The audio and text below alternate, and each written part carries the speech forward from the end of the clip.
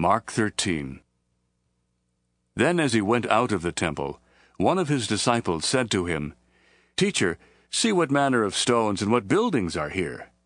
And Jesus answered and said to him, Do you see these great buildings? Not one stone shall be left upon another that shall not be thrown down.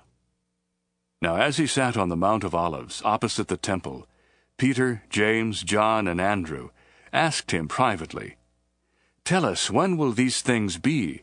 And what will be the sign when all these things will be fulfilled?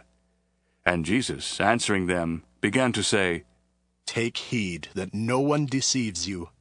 For many will come in my name, saying, I am he, and will deceive many. And when you hear of wars and rumors of wars, do not be troubled.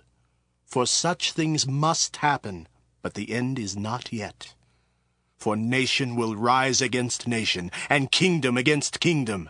And there will be earthquakes in various places, and there will be famines and troubles. These are the beginnings of sorrows. But watch out for yourselves, for they will deliver you up to councils, and you will be beaten in the synagogues, and you will be brought before rulers and kings for my sake, for a testimony to them. And the gospel must first be preached to all the nations. But when they arrest you and deliver you up, do not worry beforehand, or premeditate what you will speak. But whatever is given you in that hour, speak that. For it is not you who speak, but the Holy Spirit. Now brother will betray brother to death, and a father his child. And children will rise up against parents and cause them to be put to death. And you will be hated by all men for my name's sake. But he who endures to the end shall be saved. But when you see the abomination of desolation spoken of by Daniel the prophet, standing where it ought not, let the reader understand. Then let those who are in Judea flee to the mountains. And let him who is on the housetop not go down into the house, nor enter to take anything out of his house. And let him who is in the field not go back to get his garment.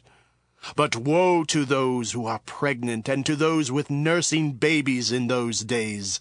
And pray that your flight may not be in winter. For in those days there will be tribulation, such as has not been from the beginning of creation which God created, until this time, nor ever shall be. And unless the Lord had shortened those days, no flesh would be saved.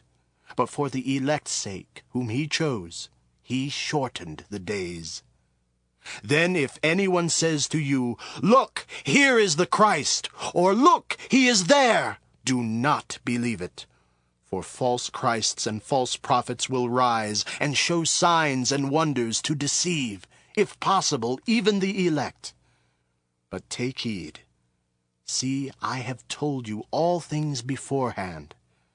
But in those days, after that tribulation, the sun will be darkened, and the moon will not give its light. The stars of heaven will fall, and the powers in heaven will be shaken.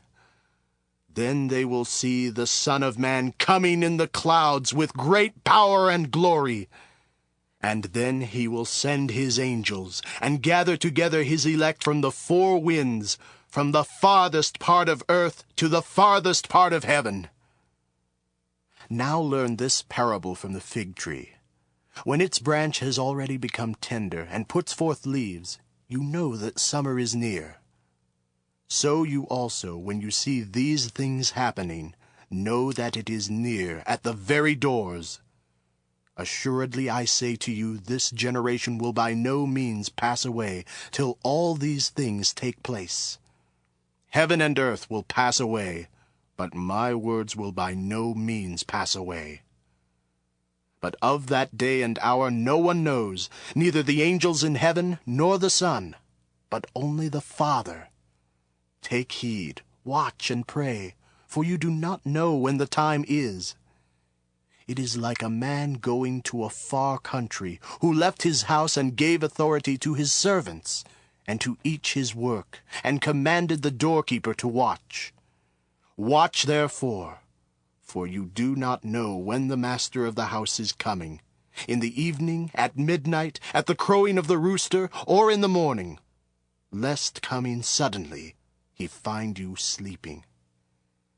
And what I say to you, I say to all: watch.